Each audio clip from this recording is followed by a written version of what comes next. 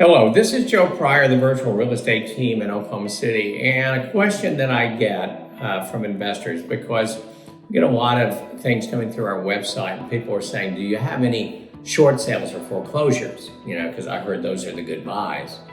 And basically I tell them, no, we don't have those. If you look on the sheriff's sale list in Oklahoma City, for instance, it's pretty small.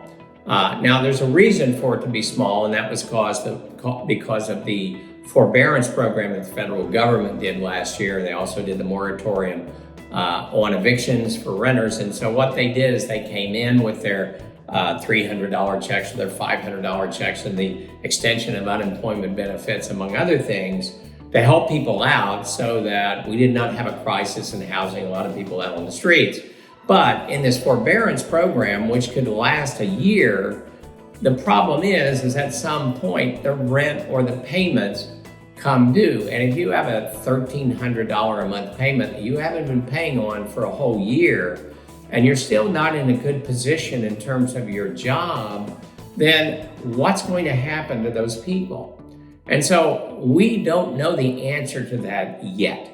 We don't know if the federal government is going to create more action or less action in terms of allowing the market to do its thing, which is to foreclose on those properties.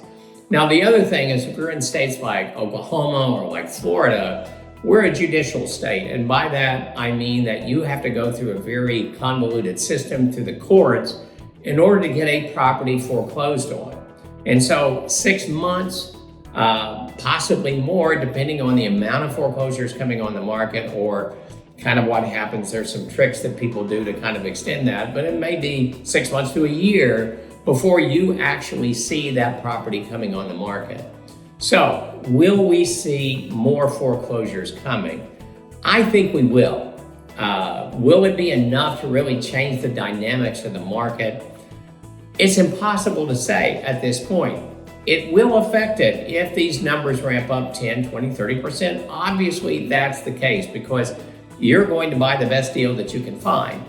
But that is not going to happen in Oklahoma this year, even if they start that forbearance program now, and where you have to pay everything back. Because remember, the clock takes a long time to tick in getting you out of there. Even if they can get you out of there by January or February of next year, that doesn't mean it immediately comes on the market. There's a whole nother process the lender has to go through in order to get it back on the market. That can be easily another 4 months.